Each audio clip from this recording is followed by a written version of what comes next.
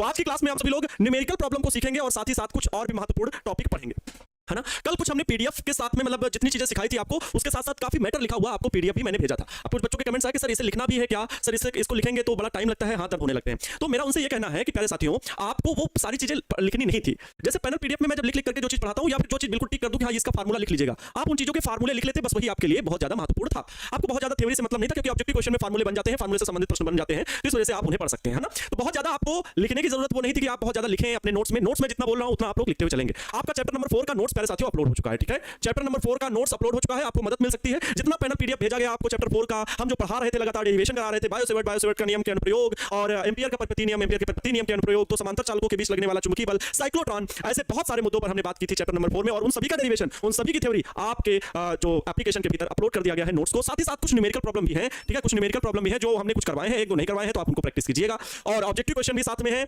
और subjective question भी है, लेकिन उन सब्जेक्टिव क्वेश्चन के उत्तर आपको आने वाले समय में मैं यहां पर कराऊंगा और क्वेश्चन बैंक सॉल्यूशन के साथ आपको वो भेजे भी जाएंगे। लेकिन मैंने आप सभी से ही पहले ही वादा ले लिया था कि पहले आप लोग बनाइएगा क्वेश्चन, 5 अंक वाले मान लो 8 प्रश्न है तो खुद से बना के देखिएगा क्या मुझसे ये बन जाता है। आप खुद के रिवीजन के लिए ऐसा कर सकते हैं। तो चैप्टर नंबर 4 का भी नोट्स आपको भेज दिया गया है। तो प्यारे साथियों, सभी का स्वागत करते हैं आज की क्लास में। सभी को गुड इवनिंग, आभार, अभिनंदन, नमस्कार, नमस्तुभ्यम आप सभी प्यारे बच्चों का इस शानदार क्लास में। Love you all.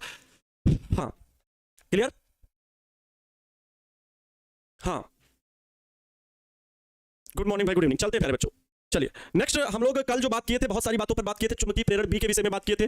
बी चुंबकीय प्रेरण, ठीक है। चुंबकीय प्रेरण की घटना कोई बता सकता है कि कल हम लोग क्या क्या पढ़े थे चुंबकीय प्रेरण से संबंधित, जिसे मैग्नेटिज्म इंडक्शन बोलते हैं। चुंबकीय प्रेरण को वेक्टर बी से भाई लिखते हैं, वेक्टर बी से चुंबकीय प्रेरण को लिखते हैं। लेकिन इसी में जो चुंबकीय फ्लक्स, चुंबकीय बल रेखाओं की संख्या अर्थात चुंबकीय फ्लक्स घनत्व, चुंबकीय फ्लक्स घनत्व, इसी में चुंबकीय फ्लक्स घनत्व, चुंबकीय फ्लक्स घनत्व उसे बी से लिखते हैं। फ्लक्स घनत्व उसे क्या लिखते हैं प्यारे साथियों, उसे बी से लिखते हैं, क्योंकि यह एक बल रेखाओं की संख्या की माप है, ठीक है। तो इसमें वेक्टर नहीं लगता है, चुंबकीय प्रेरण वेक्टर सदिश राशि है। अब चुंबकीय फ्लक्स घनत्व अर्थ दोनों के एक ही निकलते हैं। चुंबकीय फ्लक्स से संबंधित अभी हम लोग चुंबकीय प्रेरण चैप्टर में ही अच्छे से पढ़ेंगे, अभी थोड़ा सा डिस्टर्ब नहीं होइएगा। फिर हम लोगों ने चुंबकीय प्रेरण की परिघटना क्या समझी थी, घटना क्या समझी थी कि किसी भी चुंबकीय पदार्थ को किसी बाह्य चुंबकीय क्षेत्र में रख देंगे, मान लो ये रिमोट है लेकिन ये चुंबकीय पदार्थ होना चाहिए, जैसे लौह चुंबकीय पदार्थ, तो ज्यादा अच्छा रहेगा। अब उस चुंबकीय पदार्थ को अगर हम किसी मैग्नेट जहां पर हो, जहां पर चुंबकीय क्षेत्र फैला हो, वहां पर रख दें तो ये पदार्थ भी क्या हो जाएगा, चुंबकित हो जाएगा। इस घटना को चुंबकीय प्रेरण कहते हैं। और फिर जब ये चुंबकित हो गया तो इसके प्रति एकांक क्षेत्रफल से अभिलंबित गुजरने वाली चुंबकीय बल रेखाओं की संख्या की माप को चुंबकीय फ्लक्स घनत्व कहते हैं। ये सारी बातें आप लोगों ने सीखी थी, बोलो यस और नो। फिर चुंबकन तीव्रता आप लोगों ने सीखी थी, क्या बताइए, क्या आप लोगों ने ये चीज सीखा था सर?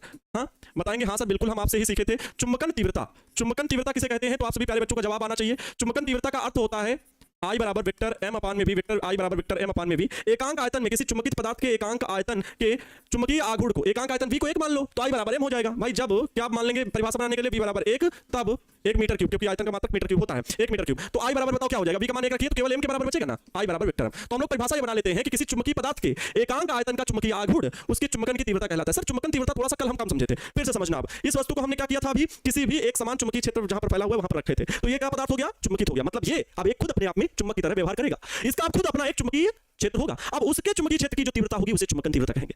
अब जब ये पदार्थ चुंबकित हो गया है तो इसकी जो चुंबकीय तीव्रता होगी उसे चुंबकन तीव्रता कहते हैं। I बराबर m अपान में v, बात समझ में आई, I बराबर m अपान में v। अब बात समझिएगा चुंबकीय तीव्रता की। इसके बाद हम लोग पढ़े थे कल, इसके बाद बहुत सिंपल है, बहुत ज्यादा डीपली अब ये नहीं कि सर और है ना, बहुत ज्यादा कंफ्यूजन करते जाओगे तो फिर कल का एकदम सारांश। और मैं आज ये इसलिए बता रहा हूं क्योंकि जो कल आप लोगों ने नोट्स देखा, मैंने जितना बना के आपको भेजा था पीडीएफ, वो अगर लिखेंगे तो आपको टाइम लगेगा। ऐसे ही शॉर्टकट में आपको समझना है। चुंबकन तीव्रता मतलब क्या है, चुंबकित पदार्थ की, चुंबकित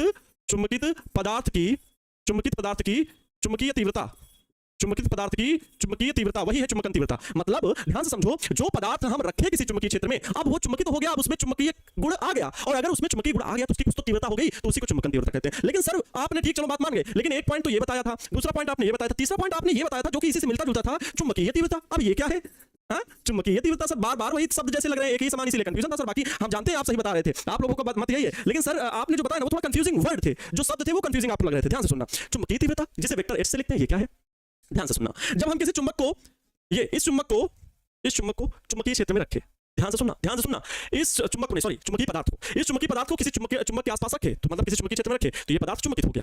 अब ये पदार्थ चुंबकित हो गया तो इसकी अपनी एक चुंबकन तीव्रता हुई जिसे I से लिखे, बात ठीक है। लेकिन ये पदार्थ ध्यान से सुनना मेरी बात, जिस चुंबकीय क्षेत्र में हमने रखा, अब वो चुंबकीय क्षेत्र बाहर दूर दूर तक फैला हुआ है, लेकिन जहां पर पर्टिकुलर ये रखा हुआ है उसका पूरे एरिया में चुंबकीय क्षेत्र, अर्थात जिस चुंबकीय क्षेत्र के कारण ये चुंबकित हो गया, ध्यान सुनना, जिस चुंबकीय क्षेत्र के कारण ये चुंबकित हो गया उस तीव्रता को चुंबकीय तीव्रता कहते हैं। भैया चुंबकन तीव्रता वो है जो इसमें अब आ गया है चुंबकीय गुण, उसकी तीव्रता बनी। लेकिन जिस चुंबकीय क्षेत्र के कारण इसमें वो तीव्रता बनी, वो उसमें चुंबकीय गुण आया, उस चुंबकीय क्षेत्र की तीव्रता, चुंबकीय तीव्रता जिसे वेक्टर h से लिखेंगे, क्या लिखेंगे, वेक्टर h से लिखेंगे। इसलिए कहा जाएगा कि चुंबक के भीतर कौन सा चुंबक, बात सुनना ध्यान से। जो अब पदार्थ रखा गया था वो चुंबकित पदार्थ अब चुंबकित हो गया तो उसको हम चुंबक बोल रहे हैं, या चुंबकित पदार्थ शब्द बोले तो समझ जाना। चुंबकित पदार्थ के भीतर जो वास्तविक चुंबकीय क्षेत्र है वो जिस चुंबकीय क्षेत्र में रखा था उस चुंबकीय क्षेत्र की तीव्रता तथा अब जो इसके भीतर चुंबकीय क्षेत्र हो गया है उस चुंबकन तीव्रता के योग के बराबर होता है। ध्यान से सुनना, मैं क्या बोल रहा हूं, मैं क्या बोल रहा हूं लिख के बता रहा हूं। चुंबकित पदार्थ की वास्तविक चुंबकीय तीव्रता, वास्तविक चुंबकीय तीव्रता अगर वो वस्तु निर्वात वायु में रखी है तो उसके लिए हम लोग लिखते हैं बी अपान में म्यू नॉट। वास्तविक चुंबकीय तीव्रता को बी अपान में म्यू नॉट लिखते हैं। और चुंबकीय तीव्रता ये जो एच है ये क्या है, ये चुंबकीय तीव्रता एच क्या है, तो ध्यान सुनो, ये है चुंबकन उत्पन्न करने वाली तीव्रता। ये तो चुंबकन तीव्रता हो गई, ये उस चुंबकीय क्षेत्र की तीव्रता जो उस चुंबकित पदार्थ में चुंबकीय क्षेत्र उत्पन्न कर रही। तो इसको हम इस प्रकार से लिख सकते हैं, चुंबकीय तीव्रता एच को जहां चुंबकित पदार्थ रखा है, जहां चुंबकित पदार्थ रखा है उस क्षेत्र की चुंबकीय तीव्रता, उस क्षेत्र की चुंबकीय तीव्रता, या कह सकते हो जो तीव्रता उस चुंबकित पदार्थ में चुंबकीय गुण उत्पन्न करती है, चुंबकीय तीव्रता उत्पन्न करती है वो तीव्रता। ठीक है, चुंबकित पदार्थ रखा है तो चुंबकित पदार्थ की जो वास्तविक तीव्रता है ना, वो जो वास्तविक तीव्रता है वो जो जिस क्षेत्र के द्वारा उस चुंबकित पदार्थ के भीतर चुंबकीय तीव्रता आई उसका योग प्लस वो और चुंबकन तीव्रता जो उस चुंबकित पदार्थ के भीतर बन गई उसके योग के बराबर होती है वेक्टर आई। यहां से हम लोग वेक्टर एच बराबर निकालते हैं बी अपान में म्यू नॉट इन माइनस का आई वेक्टर एच बराबर बी अपान में mu not minus I vector. सदिश राशि तो वेक्टर लगा हुआ है, बाकी एच बराबर ऐसे याद रख सकते हो भैया, अगर सूत्र केवल याद रखना एच बराबर बी अपान में म्यू नॉट माइनस का आई, ये आप लोगों को सूत्र याद रखना है। ठीक है, ये एच क्या है फिर से समझ लो, जो चुंबकित पदार्थ जिस चुंबकीय तीव्रता के कारण ये चुंबकीय पदार्थ चुंबकित हो गया वो है चुंबकीय तीव्रता। चुंबकन तीव्रता जो इसके भीतर अब चुंबकीय तीव्रता आ गई उसकी चुंबकीय तीव्रता। ठीक है, हाँ भाई क्या पढ़ते रहते हैं, काम नहीं करते हैं तो बुरा मान जाते हैं, गलत बात है, घर वालों को सपोर्ट करना चाहिए भाई इस बात पे।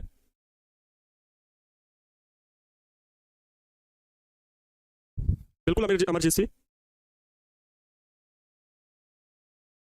कई परिस्थितियां होती हैं जिनसे हम लोगों को लड़ना पड़ता है, तो समझ सकते हैं आपकी परिस्थितियां कैसी हैं, लेकिन बहुत अच्छी बात है जैसा आपने बोला, स्ट्रगल करना हमारे जीवन का हिस्सा है और बहुत मजबूती के साथ आप अगर लड़ रहे हैं तो एक ना एक दिन आप सफल जरूर होंगे। ठीक है, मेरे पापा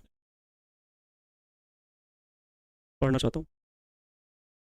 बिल्कुल, अभी आपने जिस राह पे जो बोले हैं कि मैं कुछ बच्चों को पढ़ा करके, बहुत अच्छी आदत है, आप कुछ बच्चों को पढ़ा करके अपना कुछ इनकम कर लेते हैं, छोटे बच्चों को पढ़ाते हैं, प्राइमरी जूनियर, यही सबसे बड़ी, अगर किसी से आप सहायता मांगोगे ना तो एहसान ला देगा, जीवन में कभी भी किसी से एहसान नहीं मांगना। ठीक है, अगर आप सक्षम हो ना तो बस तरीके खोजना, हम कौन से रास्ते जहाँ से थोड़ा बहुत पैसा अर्न कर सकते हैं। ऐसा ही वाक्य थोड़ा सा बता रहे हैं शायद, क्योंकि मैं अपने जीवन से ही अनुभव लेता हूँ और बाकी मैंने बहुत सारे महापुरुषों की जैसे जीवनी पढ़ी, तो बायोग्राफीज पढ़ी, तो उसमें से सीखने को मिला और यही सीख मिलती है कि हमें भी किसी के सामने हाथ फैलाने से पहले 100 बार सोचना चाहिए कि मैं क्या तरकीबें अपना सकता हूँ। ठीक वैसा ही मेरा एक स्टूडेंट ने लिखा है अभी कि मेरे पिताजी नहीं है और मैं नहीं जानता हूँ कि पिताजी का प्यार कैसा होता है, और मैं खुद पढ़ा करके बच्चों को अपनी पढ़ाई कर रहा हूँ, बहुत अच्छी बात है। और इसी क्रम में मेरे घर की भी कुछ परिस्थितियां ऐसी बनी कि पढ़ाई करने के लिए पैसे नहीं थे, तो आपको पता है मास्टर्स करने के लिए काफ़ी ज़्यादा अमाउंट लगता है, अगर एक साल की फी कहें तो 40,000-50,000 के आसपास लग जाती है। तो मैं जब एडमिशन लेने के लिए गया तो मैं भी ऐसे ही बच्चों को पढ़ा रहा था घर पे अपने, तो बैचलर करने के बाद जब मैं मास्टर्स करने के लिए गया तो वहाँ पे एडमिशन के लिए मैंने बोला भाई मेरे पास 2,000 रुपये हैं, तो उन्होंने बोला इतने में तो एडमिशन फॉर्म आता है, आप एडमिशन लेने आए हो, आप एडमिशन फॉर्म फिल कर दिए हो, चलो ठीक है, लेकिन अब एडमिशन लेने के लिए कम से कम आपको 20,000 जमा करना पड़ेगा। मैंने अपने दोस्तों से बात की तो उस समय जुगाड़ हो नहीं पाया, मैंने कहा ठीक है आप 2,000 रखिए, मैं 10 दिन बाद आपको देता हूँ। खैर उन्होंने किसी तरह से मैंने सोच सिफारिश करके मेरा एडमिशन कंफर्म करा लिया गया, फिर 10 दिन बाद मैंने किसी तरह पैसे को जुगाड़ करके जमा किया। तो स्ट्रगल सबके लाइफ में आता है, ऐसा नहीं है, लेकिन अब ये लगता है कि हाँ कुछ ना कुछ तो अचीव किया हुआ है ना, अब उसको लगता था भाई डिग्री करने में तब यहाँ तक पहुंचे हैं, है ना, तो वो सफर चलना चाहिए, सबके साथ होता है, बहुत बढ़िया। चलो मैं बात कर रहा था यहाँ पर चुंबकीय तीव्रता, जहाँ चुंबकित पदार्थ रखा है उस क्षेत्र की चुंबकीय तीव्रता, चुंबकित पदार्थ की वास्तविक चुंबकीय तीव्रता बी बराबर बी अपान में म्यू नॉट एच प्लस आई, मैंने कल बात की थी। उसके बाद भी मैंने कुछ चीजें बात की थी, और क्या बात की थी चलो समझ लेते हैं सारे, इसी तरह के शॉर्ट नोट बनाना है, जो आपके पास कल पीडीएफ पहुंचा उतना भारी भरकम लिखने की जरूरत नहीं है। ये चुंबकीय तीव्रता क्या है, जहाँ चुंबकित पदार्थ रखा है उस क्षेत्र की चुंबकीय तीव्रता, उस क्षेत्र की तीव्रता को हमेशा लिखते हैं। तो चुंबकित पदार्थ की वास्तविक चुंबकीय तीव्रता का मतलब ये हुआ कि अब इसके भीतर या इसका कुल चुंबकीय क्षेत्र कितना है, तो जो इसके भीतर चुंबकीय तीव्रता आ गई तो उसको कहते हैं चुंबकन तीव्रता। चुंबकित पदार्थ हो गया ना, ये चुंबकित हो गया है, तो इसके भीतर आ गई चुंबकन तीव्रता वो आई, तथा जो इस चुंबकीय क्षेत्र ने इसे चुंबकित किया है उसकी तीव्रता एच, दोनों के योग के बराबर होती है वास्तविक चुंबकीय क्षेत्र की तीव्रता। और जो इस चुंबकित पदार्थ की वास्तविक चुंबकीय क्षेत्र की तीव्रता है उसे बी अपान में म्यू नॉट लिखते हैं, क्योंकि वायु में रखा है तो इस प्रकार से हम बी अपान में म्यू नॉट लिखते हैं। आप बताओ क्या आपको कहीं दिक्कत है? ठीक है बोलो, सही है सर, मेरा एक डाउट है क्लियर कर दीजिए, बताइए सही हो गया? कल वाला डाउट सभी का क्लियर हो गया, क्योंकि अभी न्यूमेरिकल भी लगाने हैं प्यारे साथियों, हम लोगों को और भी बातें करनी है। और क्या चीजें बची थी कल? हाँ मैंने और क्या बताया था, चुंबकशीलता के बारे में आपको बताया था, है ना, चुंबकशीलता के बारे में। नेक्स्ट पॉइंट चुंबकशीलता, चुंबकशीलता ये क्या था? चुंबकशीलता वो है कि किसी पदार्थ में चुंबकीय बल रेखाएं कितनी सुगमता से गमन कर सकती हैं। चुंबकशीलता जिसे हम लोग किससे लिखते हैं, म्यू से लिखते हैं, ध्यान सुनना म्यू से लिखते हैं। अब इसका शॉर्ट फॉर्म ये मतलब शॉर्टकट में उसमें जितनी भी बातें लिखी है वो आप लोग पढ़ लो अपने ज्ञान के लिए पीडीएफ में, लेकिन सिंपल वे में जो मैं बोल रहा था समझाने के लिए वो आपको ये लिख लेना है शॉर्टकट में। चुंबकशीलता क्या ये होती है, यह बताता है, यह राशि यह बताती है यह बताती है कि कोई चुंबकीय पदार्थ किसी चुंबकीय पदार्थ के भीतर चुंबकीय बल रेखाएं कितनी आसानी से या सुगमता शब्द थोड़ा सा कठिन हो जाएगा, लेकिन अर्थ समझना। सुगमता मतलब सरलता से कितनी सरलता से गमन कर सकती हैं। जैसे चुंबकशीलता किसकी अच्छी है? तो भैया लोहे की। वायु की अपेक्षा लोहे की चुंबकशीलता अच्छी है, क्योंकि वायु में चुंबकीय बल रेखाएं सही से गमन नहीं कर पाती, जबकि चुंबक के भीतर चुंबकीय बल रेखाएं चल जाती हैं। तो चुंबकीय जो शीलता है वो लोहे की अच्छी है, वायु की कम है। चुंबकशीलता का सूत्र क्या होता है? तो प्यारे बच्चों, चुंबकशीलता को हम लोग B बराबर लिखते हैं, वो म्यू बराबर होता है B/H। ये क्या हो गया? चुंबकशीलता का सूत्र हो गया। तो एक हम लोग और इसको बनाते हैं सूत्र, मतलब परिभाषा इसकी और बना सकते हैं कि चुंबकीय बल क्या कहते हैं इसको? B को चुंबकीय फ्लक्स घनत्व, है ना, चुंबकीय फ्लक्स घनत्व तथा चुंबकन क्षेत्र जहां पर पदार्थ चुंबकित हुआ है, तो चुंबकन क्षेत्र की तीव्रता के अनुपात को क्या कहते हैं? चुंबकशीलता कहते हैं। ये क्या है? ये है प्यारे बच्चों, ये और ये दोनों को समझ लो। चुंबकन क्षेत्र की तीव्रता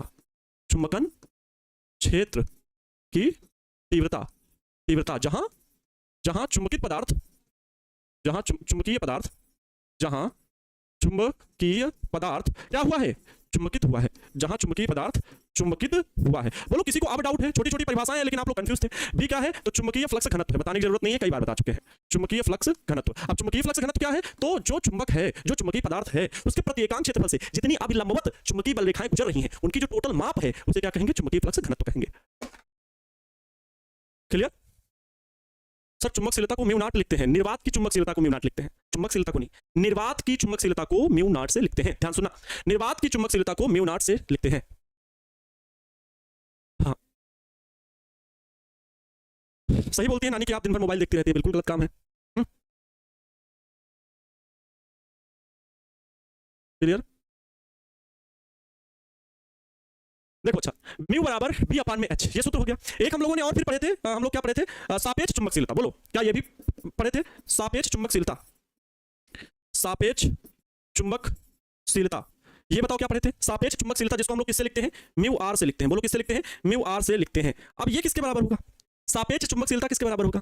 तो म्यू आर के दो सूत्र हम लोगों ने पढ़े थे, एक तो म्यू अपान में म्यू नॉट। ये ठीक वैसे ही है जैसे एप्सिलॉन आर बराबर क्या था? के, माध्यम का परावैद्युतांक, के बराबर एप्सिलॉन आर बराबर एप्सिलॉन अपान में एप्सिलॉन नॉट। बोलो यही पढ़े थे ना, एप्सिलॉन अपान में एप्सिलॉन नॉट। आप लोगों ने ये वैद्युत क्षेत्र में पढ़ा था प्यारे बच्चों, ये चीज वैद्युत क्षेत्र में पढ़ी थी, और आज ये पढ़ रहे हो म्यू आर बराबर म्यू अपान में एप्सिलॉन नॉट, म्यू अपान में म्यू नॉट। म्यू क्या हुई? किसी माध्यम की चुंबकशीलता, जो ये देखे, और म्यू नॉट क्या हुआ? निर्वात की चुंबकशीलता। म्यू आर क्या हुआ? इन दोनों के सापेक्ष चुंबकशीलता। मतलब किसी के सापेक्ष बताना हो कि भैया इसके सापेक्ष इसकी चुंबकशीलता बताओ, तो ये सापेक्ष आपेक्षिक रिलेटिव रिलेशन बताने के लिए काम होता है। आपेक्षिक चुंबकशीलता, बिल्कुल हाँ, इसे आपेक्षिक बोलो या सापेक्ष बोलो, ठीक है? इसे आपेक्षिक बोलो या सापेक्ष बोलो, दोनों अर्थ एक ही हैं। या आपेक्षिक, है ना, बात वही रहेगा, घबराना नहीं कभी। आपेक्षिक चुंबकशीलता, बोलो बातें क्लियर होते हुए चल रही। लेकिन इसी का एक सूत्र हम लोग और देखे थे, क्या देखे थे? जरा बच्चा पार्टी बताएगी क्या? म्यू आर बराबर B/B0। ये B0 क्या है? निर्वात में चुंबकीय बल रेखाओं का जो फ्लक्स घनत्व है वो, और B क्या है? किसी माध्यम में चुंबकीय फ्लक्स घनत्व। तो ये दोनों चीजें भी हम लोगों को याद रखनी है, ठीक है? ये क्या रहेगा? B, और ये वाला भी क्या रहेगा? किसी पदार्थ की चुंबकीय बल रेखाओं का घनत्व। तो निर्वात में चुंबकीय फ्लक्स घनत्व।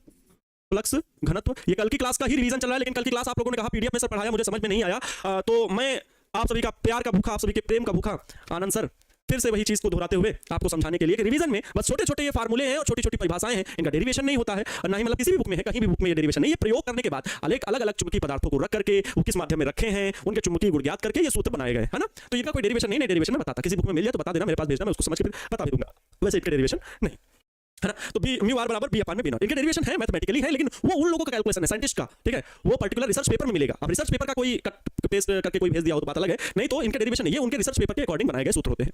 तो म्यू आर बराबर B/B0, ये निर्वात में चुंबकीय फ्लक्स घनत्व है, और ये किसी चुंबकीय पदार्थ में, है ना, किसी चुंबकीय पदार्थ में चुंबकीय फ्लक्स घनत्व। क्लियर?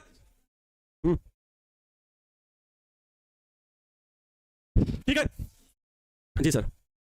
5 दिन से भटक रहा है, खाने के लिए कुछ भी नहीं है, मन कर रहा है दिल्ली जाकर कोई होटल में काम करूं, समझ नहीं आ रहा है। नहीं, ऐसा तो ना करिए, अभी पढ़ने का समय है और आसपास या जैसे अभी एक एग्जांपल दिया ना, छोटे बच्चों को पढ़ा करके आप अपना जीविकोपार्जन कर सकते हैं। आसपास बच्चे देखिए, और इसमें कोई बड़ी वो बात नहीं है। देखिए, पैसा कमाना चाहिए, खूब कमाना चाहिए, और उस सेवा भाव से लेकिन काम करिए कि जिन बच्चों से आप पैसा ले रहे हैं उनको अच्छी शिक्षा और खूब मेहनत करके पढ़ाएं। छोटे बच्चे हैं, प्राइमरी के हैं, जूनियर के हैं, उनको सवाल, उनके प्रॉब्लम्स को सॉल्व करें और उन्हें अच्छी दिशा में प्रेरित करें। एक बात हमेशा जान लें कि बहुत गवर्नमेंट नौकरी के पीछे जो बच्चे या जो लोग भाग रहे हैं, बहुत दिन बाद समझ में आता है गवर्नमेंट जॉब, तो इनके पीछे भागना बहुत गलत है, ठीक है, क्योंकि ये आपको बेरोजगारी की ओर आगे बढ़ाते हैं। आज लाखों बच्चा बैठ करके गवर्नमेंट जॉब की तैयारी कर रहा है और अपने 5 साल इसी में फूक रहा है, 5 साल इसी में फूक रहा है ना। आज भी मेरे कई भी दोस्त आज भी वही तैयारी कर रहे हैं और उनका वो गलत डिसीजन था। आज भी तैयारी कर रहे हैं और सफल होने के लिए चांस खोज रहे हैं, और आज फिर जब वो इतनी तैयारी करने के बाद जब उन्हें जॉब नहीं लगी है तब वो प्राइवेट जॉब की खोज कर रहे हैं। बात करते हैं भाई कहीं होना तो जॉब तो बताना। अब क्या कहा जाए कि अगर आप एक स्किल पे काम करते हैं, कोई चीज जो आपको पसंद थी उसी पे हमेशा फोकस करके जुड़े रहते हैं, आपको गाड़ी बनाना पसंद है, आप बाइक बहुत अच्छा बना लेते हैं, आपको टेक्निकल कामों में इंटरेस्ट है, आप होटल मैनेज बहुत अच्छे से कर सकते हैं, ठीक है, आप एक कारपेंटर बहुत जबरदस्त हैं, हाँ, आप डांस बहुत अच्छा करते हैं, आप सिंगिंग बहुत अच्छी करते हैं, है ना। बहुत अच्छी करने का मतलब जब लोग बहुत ज्यादा प्रशंसा करें, कोई कहे कि जाओ भाई तुम किसी फेयरवेल में जाके गाओ जाके तो तुम्हें प्रशंसा मिले तो शायद तुमको कोई अप्रोच करे, तो फिर लेकिन उस पर दिन प्रतिदिन काम करना है शार्पनेस बढ़ाने के लिए, तो फिर ये तरीका बहुत अच्छा है। अपनी स्किल से पैसा कमाना बहुत आसान है, मतलब जब आप उस लेवल का अपना शार्पनेस दोगे, लेकिन भटकते रहना ये बड़ा गलत होता है। तो मुझे तो लगता है भाई गवर्नमेंट जॉब उतना ही ठीक है, आप 1 या 2 साल इसमें जाइए, 1 या 2 साल तैयारी कीजिए, बाकी अगर आप इसमें समय फूक रहे हो तो वो व्यर्थ है। हमेशा स्किल पे काम करना, ये हो गया क्लियर। इसके बाद और आपको क्या बताया गया था बताओ? बहुत सारे पॉइंट्स हो गए हैं, बहुत सारे पॉइंट्स आपको बता चुके हैं, और आपको बताई गई थी सुग्राहिता, है ना, चुंबकीय सुग्राहिता या चुंबकीय प्रवृत्ति। बोलो क्या ये भी पढ़े थे? चुंबकीय सुग्राहिता, चुंबकीय सुग्राहिता या चुंबकीय प्रवृत्ति, या चुंबकीय प्रवृत्ति, चुंबकीय प्रवृत्ति, प्रवृत्ति, जिसको हम लोग किससे लिखते हैं? जिसको हम लोग लिखते हैं काई एम से। सही से बनता नहीं है ये चिन्ह, ये काई एम, ये क्या है? तो काई एम लिखा हुआ है सफिक्स में एम, मतलब मैग्नेट के लिए चुंबकीय प्रवृत्ति ये लिखा हुआ है। बोलो इसके लिए हम लोग किससे भाई इसको किससे बताए थे? चुंबकीय सुग्राहिता।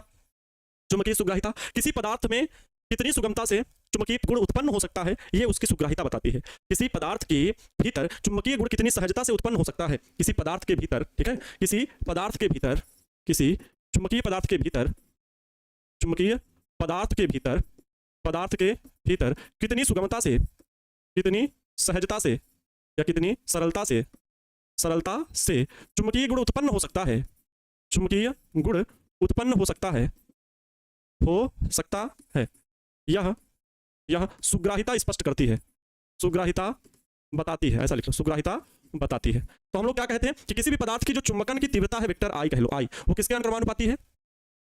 वो किसके अनुक्रमानुपाती है? चुंबकन तीव्रता जो बाह्य चुंबकन तीव्रता है उसके किसके? वेक्टर एच के। शायद मैंने ये चीज लिख भी रखी है क्या?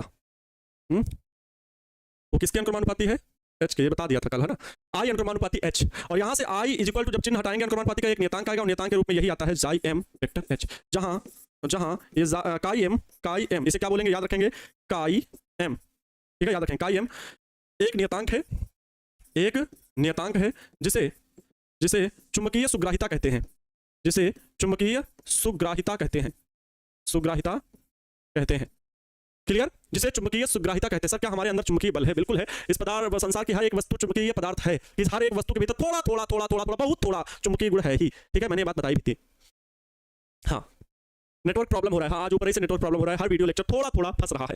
चलो अभी न्यूमेरिकल भी करने हैं, बात सोचो ये समझ में आ गई क्या? ये हेडिंग भी आपको समझ में आ गई? मैंने बहुत सारी हेडिंग पे अभी चर्चा कर ली है। इसके बाद प्यारे बच्चों आपको पढ़ना है, इसके बाद जो और इंपॉर्टेंट चीज पढ़ लेनी है वो बता दे रहे हैं, वैसे बहुत ज्यादा इंपॉर्टेंट नहीं है, उसका फार्मूला जो बन रहा है वो मैं बता दे रहा हूँ। जो आप लोगों ने सापेक्ष चुंबकशीलता पढ़ी ना, सापेक्ष चुंबकशीलता, सापेक्ष चुंबकशीलता, ध्यान देना प्यारे साथियों मेरे, सापेक्ष चुंबकशीलता क्या थी जरा बताओ, जरा कमेंट बॉक्स में लिख सकते हो, शायद सिंबल आपको ना मिले, म्यू आर थी सापेक्ष चुंबकशीलता, म्यू आर, और क्या था?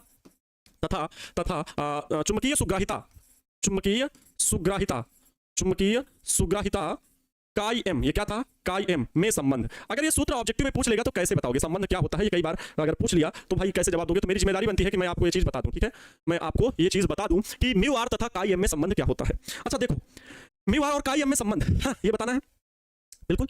हम लोगों ने चुंबकित पदार्थ के भीतर, चुंबकित पदार्थ के भीतर भाई किसी चुंबकीय क्षेत्र में हमने किसी चुंबकीय पदार्थ को रखा तो वो पदार्थ चुंबकित हो गया। अब जब वो पदार्थ चुंबकित हो गया तो उस चुंबकित पदार्थ के भीतर उस चुंबकित पदार्थ के भीतर वास्तविक चुंबकीय क्षेत्र, भीतर वास्तविक चुंबकीय क्षेत्र क्या था? चुंबकीय क्षेत्र V अपान में म्यू नॉट, V अपान में mu naught is equal to H plus I. यहां से H की वैल्यू निकालिए तो H बराबर V अपान में म्यू नॉट प्लस आई। ये H क्या है? तो चुंबकन क्षेत्र की तीव्रता, याद रखेंगे, चुंबकन क्षेत्र की तीव्रता, तीव्रता आई क्या है? तो चुंबकित पदार्थ की चुंबकन तीव्रता आई क्या है? कोई पूछे? अभी मैं बता भी चुका हूं लेकिन फिर रिपीट कर दे रहा हूं। चुंबकित पदार्थ की चुंबकीय तीव्रता आई है, चुंबकीय तीव्रता ये क्या होती है? आई। आई होती है। तो H बराबर B अपान में म्यू नॉट प्लस आई है। ध्यान से सुनेंगे मेरी बात। I बराबर अभी आपने देखा काई एम प्लस एच, क्योंकि मुझे म्यू आर से संबंध काई एम का बताना है, तो क्या आई का रिप्लेस करके हम काई एम ला सकते हैं? जब ध्यान सुनना, जब आई बराबर काई एम इंटू क्या है, एच है ना, एच, तो तब क्या मिलेगा? तब प्यारे साथियों मिलेगा क्या, H is equal to B upon में म्यू नॉट प्लस आई की जगह क्या रखेंगे? आई की जगह रखेंगे काई एम इंटू एच। अच्छा, इसको इधर भेज दीजिए, एच को इधर भेज दीजिए, ठीक है, या कह लो इसको रोक लीजिए, काई एम एच को इधर भेज दीजिए, माइनस में चला जाएगा, मतलब मिलेगा बी अपान में म्यू नॉट बराबर एच है ना, एच, इसको इधर भेज दीजिए, इसको इसके माइनस में भेज दीजिए, तो H minus chi M into H हो जाएगा। अब यहाँ पे एच क्या कॉमन मिल सकता है? बिल्कुल मिल सकता है, mu naught, sorry B upon में म्यू नॉट, अच्छा हाँ ठीक है, बी अपान में म्यू नॉट बराबर एच, दोनों में कॉमन ले लीजिए, तो बचेगा क्या, यहाँ 1 बचेगा, 1 माइनस यहाँ पर मिलेगा काई एम, भाई एच यहाँ भी कॉमन ले लिया, तो यहाँ तो बचा 1, वहाँ पर एच बाहर होगा, केवल काई एम बचा। अब देखो एच को मैं यहाँ ला रहा हूँ, म्यू नॉट को वहाँ ले जा रहा हूँ, ध्यान सुनना, एच को मैं यहाँ ला रहा हूँ, म्यू नॉट को वहाँ ले जा रहा हूँ, तो यहाँ पर आगे क्या मिलेगा, ध्यान से देखिए, यहाँ पर आगे क्या मिल जाएगा, एच इधर आ जाएगा, तो बनेगा बी अपान में कैपिटल एच बराबर म्यू नॉट उधर जाएगा, तो म्यू नॉट और इंटू का 1 माइनस काई एम, यही मिला। बी अपान में एच को क्या कहते हैं? हम जानते हैं, बोलो क्या जानते हैं आप? कहाँ गया भैया रिमोट? हाँ, तो बताओ प्यारे साथियों, आप लोग क्या जानते हो? आप लोग ये जानते हो बी अपान में एच को क्या कहते हैं? म्यू, चुंबकशीलता कहते हैं, ठीक। तो हम लोग यहां पर कह सकते हैं, हम जानते हैं बी अपान में एच, म्यू बराबर क्या होता है, बी अपान में एच से, अर्थात बी अपान में एच की जगह क्या लिख दीजिए, म्यू लिख दीजिए, बी अपान में एच की जगह क्या लिख दीजिए, केवल म्यू, चुंबकशीलता बराबर म्यू नॉट और 1 माइनस काई एम। अब इसको म्यू अपान में म्यू नॉट कर दीजिए, म्यू अपान में म्यू नॉट पूरे में है ना, इधर ले आइए, म्यू अपान में म्यू नॉट बराबर 1 माइनस काई एम, उधर केवल बचेगा, बोलो वही बचा ना। अब बताओ ये म्यू अपान में म्यू नॉट क्या होता है? अभी आपको सिखाया, ये होता है सापेक्ष चुंबकशीलता, यही तो है सापेक्ष चुंबकशीलता, अर्थात म्यू आर बराबर 1 माइनस काई एम। अब ये सूत्र भी कई बार पूछ लेता है, तो इसको भी आप याद कर सकते हो। डेरिवेशन कम पूछता है, लेकिन सूत्र बहुत ज्यादा पूछता है, तो ये सूत्र आप लोग याद रखेंगे, ठीक है, ये सूत्र आप लोग याद रखेंगे, ठीक है। फिर से बता दे रहा हूं, अच्छा देखो, चुंबकित पदार्थ के भीतर वास्तविक चुंबकीय क्षेत्र ये होता है, मैंने ये चीज सिखाई थी आपको, ये फार्मूला बना के बताया कि ये वैज्ञानिकों ने कहा कि भैया चुंबकन क्षेत्र की तीव्रता तथा चुंबकीय पदार्थ की चुंबकन तीव्रता के योग के बराबर वास्तविक चुंबकीय क्षेत्र होता है, ठीक है। तो हमने यहां से ट्रांसफर करके H बराबर B माइनस, ओहो यहाँ पे हमने क्या लिख दिया, B प्लस आई लिख दिया, क्या ये गलत हो रहा है भैया? यहाँ पर गलत मैं लिखा हूँ भैया, यहाँ पर माइनस आई होगा ना, देखो B नॉट बराबर H प्लस आई है, H प्लस आई है, तो H बराबर B नॉट माइनस आई होगा ना, माइनस आई, यहाँ पर कहीं गलत तो नहीं किए, H बराबर B अपन, अच्छा यहाँ पर प्लस कर दिए हैं क्या, इसको भी भाई माइनस करो, फिर इसको भी हम माइनस करेंगे, माइनस बी अपान में म्यू नॉट आई, तो जाई एम एच, तो काई एम एच, ठीक है। अब इसको इधर भेजेंगे तो प्लस में हो जाएगा भाई, ये प्लस में होगा, अर्थात यहाँ पर भी ये क्या रहेगा, प्लस में रहेगा। गलत हो गया था, आप लोग भी नहीं, कोई नहीं बताया, मुझे लगता है कोई भी नहीं बताया, गलत है सर 2 लाइन में, अच्छा बिल्कुल, बहुत अच्छे आप बता रहे हैं, और कुछ बातों ने पहले भी बताया है, ठीक है, एच प्लस, वेरी गुड, हो जाती मिस्टेक यहाँ पर, ठीक है क्या, हाँ यहाँ पर तो ठीक है ना, अच्छा आप तो सही कर दिया, म्यू नॉट आई, सही है, प्लस प्लस प्लस प्लस सब प्लस हो गया, सही हो गया। अब बताइए सब सही हो गया, क्या सही हो गया है, सब क्लियर? हाँ, तो बड़ा आसान था, फिर हम लोग कन्वर्ट करते चले गए, जितने फार्मूले अभी तक पढ़े हो, देखो कितनी चीजें मैंने रिवीजन में एक तरह से मैंने पूरी क्लास पढ़ा दी, ये बताया, फिर ये पूरी सारी चीजें बताई, यहाँ पर देख सकते हैं मैंने हैशटैग लगा रखा है कि ये चीजें आपको बताई गई, फिर मैंने चुंबकीय पदार्थ की चुंबकीय प्रवृत्ति काई एम से रिलेटेड बात बताई, फिर सापेक्ष चुंबकशीलता म्यू आर तथा चुंबकीय सुग्राह्यता काई एम में संबंध बता दिया। चलो अभी भी न्यूमेरिकल तक नहीं पहुंचे, अभी हम लोगों को शैथिल्य पढ़ना है, ठीक है। शैथिल्य क्या होता है, क्लियर? शैथिल्य, ये शैथिल्य क्या है, चुंबकीय शैथिल्य का मतलब क्या होता है? अब ध्यान से समझेंगे, जब हम किसी पदार्थ को चुंबकित करने के लिए किसी चुंबकीय क्षेत्र में रखते हैं, तो उस चुंबकन क्षेत्र के द्वारा उसकी चुंबकीय तीव्रता बढ़ाई जाती है ना, धीरे धीरे उसमें क्या आता है, चुंबकीय गुण आता है। भाई जब किसी, ध्यान से सुनना, मैं लिख दे रहा हूं, जब किसी चुंबकीय पदार्थ को, बात लिख रहा हूं और आप समझते भी चलेगा क्योंकि समय बहुत कम है, जब किसी चुंबकीय पदार्थ को, जब किसी, अब लिखने पे फोकस नहीं कीजिएगा क्योंकि मैं बहुत तेज लिख रहा हूं और बोलता जा रहा हूं, इस वजह से आप समझने में फोकस करें, जब और फील करें, इमेजिन में अपने माइंड में वो मेकअप करते जाए, इमेजिन करते जाए सर क्या बोल रहे हैं, और उसी आधार पर फिगर बनाते जाए, तभी आपको समझ में भी आता है। ये बात हमेशा याद रखें, मैं शुरू से जब से पढ़ा रहा हूं 11 तब से आप सबको बता रहा हूं। तो जब किसी चुंबकीय पदार्थ को, इमेजिन करते जाओ, जब किसी चुंबकीय पदार्थ को किसी चुंबकीय क्षेत्र, जब किसी चुंबकीय पदार्थ को चुंबकित करने के लिए चुंबकीय क्षेत्र में रखते हैं, बाह्य चुंबकीय क्षेत्र में रखते हैं, तो चुंबकीय पदार्थ चुंबकित होने लगता है,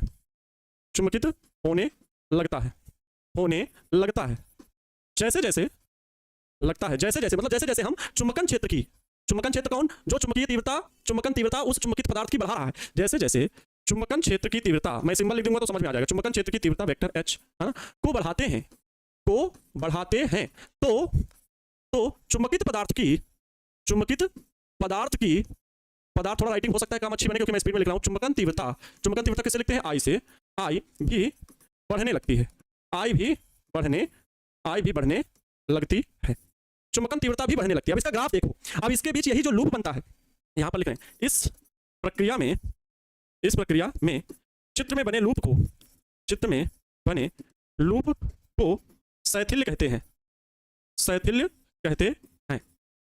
इसमें क्या होता है, जो ऊर्जा होती है वो खत्म नहीं होती। ध्यान सुनना, मैं क्या बता रहा हूं, पहले रुक जाओ, मैं ग्राफ चित्र बनाऊं, अभी नहीं समझ में आया सर, चित्र बना के समझाओ तब समझ में आएगा। देखो देखो, एक तरफ है आई, एक तरफ है एच, ठीक है, ये मूल बिंदु है। हमने क्या किया, जैसे जैसे एच का मान बढ़ाया, लो एच का मान बढ़ा रहे हैं, तो आई का भी मान बढ़ रहा है, लेकिन असमान रूप से बढ़ रहा है, असमान रूप से बढ़ रहा है। आई का मान यहां पर ओ है और ये बिंदु ए तक मैंने आई का मान बढ़ाया, एच का मान बढ़ाया, तो आई भी बढ़ा, लेकिन कैसे, किस रूप में बढ़ा, ठीक है, असमान रूप से बढ़ा, असमान रूप से आई भी बढ़ा, ठीक है, आई भी बढ़ा, असमान रूप से आई भी बढ़ा। जैसे जैसे एच बढ़ाया, यहां पे ये भी लिख दें, जैसे जैसे एच बढ़ाया, जैसे जैसे एच बढ़ाया, असमान रूप से आई भी बढ़ा, असमान रूप, देखो ऐसे घूमते फिरते बढ़ा, इस प्रकार से। लेकिन प्यारे बच्चों हुआ क्या, जब हमने इसका मान घटाना शुरू, एक समय के बाद यहां पर पॉइंट ए पर पहुंचने के बाद उसकी जो चुंबकित गुण धारण करने की जो क्षमता थी वो खत्म हो जाती है, उसके आगे वो नहीं करता, उसे हम लोग धारण सीमा कहते हैं, वहीं तक वो चुंबकीय गुण धारण कर सकता था, इसके बाद खत्म हो जाएगा। इसके बाद हम एच का मान कितना भी बढ़ाएं, इस पॉइंट के बाद हम एच का मान कितना भी बढ़ाएं, उसमें चुंबकीय गुण नहीं आएगा। अब देखो, फिर मैंने क्या किया, एच का मान घटाना शुरू किया, तो जब एच का मान घटाएंगे ना, तो ग्राफ वो नहीं प्राप्त होता है, बल्कि एक अलग वक्र मिलता है, ग्राफ वो नहीं मिलता है, बल्कि एक अलग वक्र मिलता है। और इस बिंदु पे आकर के सोचो, इस पॉइंट पर कोई ए है ना, ये पॉइंट नाम दे दो बी। अब बताओ बिंदु ए पर क्या है, बिंदु ए पर ध्यान सुनना, अब चित्र से संबंधित सारी बातें लिखी हैं। बिंदु ए पर अधिकतम चुंबकन तीव्रता क्या हो गई, आई, अधिकतम चुंबकन तीव्रता आई हो गई। जब हमने एच घटाया, ठीक है, जब एच घटाया, तब बिंदु बी पर H बराबर 0 है, परंतु आई नहीं, अर्थात हम चुंबकन क्षेत्र को हटा भी लें, अर्थात हमने जिस चुंबकीय क्षेत्र में इस पदार्थ को रखा था, अब उसको हम हटा भी लें, तो क्या इसका चुंबकीय गुण चला गया, नहीं, चुंबकीय गुण नहीं गया, अब ये पदार्थ चुंबकित हो गया, अर्थात बिंदु बी पर H बराबर 0 है, परंतु आई नहीं, अर्थात अब सुनो, क्या ध्यान से, क्या हमारा निष्कर्ष क्या निकला, अर्थात चुंबकन क्षेत्र हटा लेने पर भी, चुंबकन क्षेत्र H हटा लेने पर चुंबकित पदार्थ की चुंबकन तीव्रता खत्म नहीं होती, खत्म नहीं होती, बस उसमें चुंबकीय गुण विद्यमान रहता है। इस घटना को शैथिल्य कहते हैं, इस घटना को क्या कहते हैं, इस घटना को शैथिल्य कहते हैं, तथा चुंबकित पदार्थ की यह धारणशीलता कहलाती है। क्या कहलाती है, धारणशीलता कहलाती है, मतलब चुंबकीय पदार्थ कितना चुंबकीय गुण अपने अंदर धारण कर सकता था, यह चुंबकीय पदार्थ की धारणशीलता कहलाती है। अब इसी प्रकार हम अगर घटाते जाएं तो एक समय हम क्या करेंगे, आई की भी वैल्यू को 0 कर दें, तब भी उसके भीतर अब चुंबकन क्षेत्र के कारण चुंबकीय गुण 0 हुआ, और फिर विपरीत क्रम में हम आगे बढ़ते जाएं, यहां पर ले आए और फिर हम बढ़ाएं, तो ये लूप प्यारे बच्चों चलता रहता है, ये प्रक्रिया अनवरत चलती रहती है, खत्म नहीं होती, ऊर्जा की हानि होती है और लूप छोटा बड़ा बनता चला जाएगा, ये होती है शैथिल्य। इसलिए आगे पढ़ना होता है एक हेडिंग हम लोगों को, शैथिल्य हानि। क्या पढ़ना होता है, शैथिल्य हानि क्या है, तो शैथिल्य हानि होती है कि यही जो लूप बना था ना प्यारे बच्चों, देखो इसको शॉर्टकट में बता रहा हूं, शैथिल्य हानि का लूप इधर क्या है प्यारे बच्चों, H है, और ये क्या है, I है, ये मूल बिंदु O है, जो हम लूप यहां से शुरू किए इस प्रकार से, ये जो लूप है ना, ये कंप्लीट कभी छोटा वो नहीं होगा कि खत्म हो जाए, ये इस प्रकार से छोटा होकर के छोटे छोटे लूप, मतलब पूरा जो है वो बनता जाएगा, पूरा एकदम से शून्य नहीं होगा। यहां पर लिखेंगे क्या, H शून्य होने पर भी I शून्य नहीं होता है, I शून्य नहीं होता है, अर्थात चुंबकन क्षेत्र की ऊर्जा में हुई हानि चुंबकित पदार्थ में चुंबकन तीव्रता के रूप में विद्यमान होती है, ठीक है। ऊर्जा में यह हानि चित्र में प्रदर्शित लूप, ऊर्जा में यह हानि शैथिल्य हानि कहलाती है। क्या कहलाती है, शैथिल्य हानि कहलाती है, फुल स्टॉप। चित्र में प्रदर्शित लूप शैथिल्य लूप कहलाता है, शैथिल्य लूप कहलाता है, शैथिल्य लूप कहलाता है। क्लियर? क्लियर प्यारे बच्चों? शैथिल्य लूप कहलाता है। सिंपल है बहुत कि हमने जिस चुंबकीय पदार्थ को किसी चुंबकीय क्षेत्र में रखा, अर्थात वो क्या है, चुंबकन क्षेत्र है, वो क्या है, चुंबकन क्षेत्र में रखा। लेकिन जब हम, तो ये पदार्थ क्या हो गया, चुंबकित हो गया। ध्यान सुनना, ये पदार्थ क्या हो गया, चुंबकित हो गया। इस वाले क्षेत्र में देखो, ये पदार्थ क्या हो गया, चुंबकित हो गया, अधिकतम सीमा तक चुंबकित करते हुए चलेगा, ठीक हो गया। फिर धीरे धीरे हमने क्या किया, चुंबकन क्षेत्र को H को हटाते गए तो ये नहीं कि अपने क्रम में वापस आए, जैसे ये O से A तक गए थे तो ये O से A तक वापस लौट गया, नहीं। H का मान लौटते लौटते देखो, I पर बिंदु B पर क्या H 0 है ना। अरे भाई ग्राफ में देखो, बिंदु B पर मतलब केवल I वाली में वैल्यू, H में नहीं है। देखो जब आगे बढ़ रहे हैं ना तो H जहां पर, जैसे H का मान ज्ञात करना तो यहां पर लंब डालो, तो इस बिंदु पर H का मान ये है और I का मान इसके सामने ये है। तो ग्राफ वाली प्रक्रिया जानते हो ना, तो वही काम यहां पर हो रहा है कि हम देखें तो बिंदु B पर H 0 हो गया, तो इसका मतलब है कि चुंबकन क्षेत्र हमने हटा लिया। तो क्या ये जो पदार्थ अब चुंबकित हो गया था, तो क्या इससे चुंबकीय गुण भी हट गया? तो ये शैथिल्य यही बताता है कि नहीं हटा, इसके भीतर भी चुंबकीय गुण भी है, अभी चुंबकीय गुण है, ये बताता है। लेकिन यह प्रक्रिया फिर विपरीत क्रम में हम चलाते जाएं, विपरीत क्रम में हम चलें तो विपरीत क्रम में फिर से वही प्रक्रिया होती है कि फिर विपरीत दिशा में चुंबकीय तीव्रता अधिक होती है। अब इसका मतलब यह है कि इसमें चुंबकीय गुण आया होगा तो इसका कोई नॉर्थ पोल होगा, इसका साउथ पोल होगा। जब विपरीत दिशा में बढ़ाते हैं इधर, तब भी ये पदार्थ चुंबकित होगा, लेकिन फिर इसके नॉर्थ पोल साउथ पोल बदल जाएंगे, तो वो चुंबकीय पदार्थ विपरीत दिशा में हो गया। ये इस प्रकार का वक्र प्राप्त होता है, इसे शैथिल्य लूप कहते हैं। यहाँ पर मैंने ये चीज बता दी। शैथिल्य का मतलब ये हुआ, जो हमने H बढ़ाया घटाया तो वो H कहाँ गया, जब H हटा लिया तो H के मान में जो कमी आई वो कहाँ गई, जो H की ऊर्जा थी वो कहाँ गई, वो चुंबकीय गुण के उस चुंबकीय पदार्थ के भीतर गई। लेकिन H की ऊर्जा में हुई यह हानि शैथिल्य हानि कहलाती है। ठीक है, चलो सर छुट्टी कीजिए, नींद आ रही है, बहुत नींद आ रही है, बहुत नींद आ रही है। चलो ये क्वेश्चन बाद में करना, पहले ये क्वेश्चन करो। चलो ये क्वेश्चन करिए, किसी स्थान पर पृथ्वी के चुंबकीय क्षेत्र का क्षैतिज घटक 0.35 गॉस है तथा नमन कोण 45 डिग्री है, तथा नमन कोण क्या है, 45 डिग्री है। परिणामी चुंबकीय क्षेत्र तथा उसके ऊर्ध्व घटक की गणना कीजिए, तथा उसके ऊर्ध्व घटक की गणना कीजिए, जल्दी से बताओ।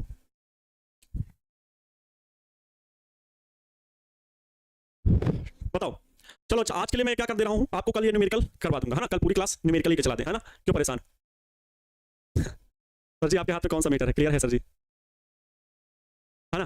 देखो टाइम का पता ही नहीं चला, 1 घंटा तो हो गया पूरा। लेकिन आप प्यारे बच्चों, अगर हम न्यूमेरिकल कराएं ना तो आप लगेगा कि बोर हो रहे हैं। चलो कोई बात नहीं, क्योंकि न्यूमेरिकल फिर 1-2 तो बताना नहीं है, 5-6 न्यूमेरिकल बताएंगे। तो इस वजह से मैं आज न्यूमेरिकल की क्लास को कल शिफ्ट कर देता हूं, और कल मैं आपका 1 शॉट भी ले लूंगा। फार्मूला सीट तो मैंने आज ही काफी मान लो बता दी, बहुत सारे फार्मूले आज ही मैंने बता दी, सारी चीजें मैंने लिख के बताई प्यारे बच्चों, सारी चीजें मैंने लिख के बताई, सारी चीजें लिख के बताई, सारे फार्मूले बताए आपको, है ना। तो लेकिन कल फिर से मैं एक बार रिवीजन करा दूंगा और उसके बाद हम लोग न्यूमेरिकल प्रॉब्लम सॉल्व कर लेंगे। ठीक है, तो कल न्यूमेरिकल हो जाएगा और परसों फिर आप लोगों की ऑब्जेक्टिव क्लास होगी। एक तरह से मान लो कल का 1 शॉट हो जाएगा। ठीक है, चलो प्यारे साथियों विदा लेते हैं। आप सभी का प्यार और सपोर्ट देख करके बहुत अच्छा लगा। मिलते हैं कल की क्लास में और रेगुलर, लेकिन लाइव क्लास में जुड़ेंगे, इसके बाद हम लोग नया चैप्टर शुरू करेंगे। जय हिंद, वंदे मातरम।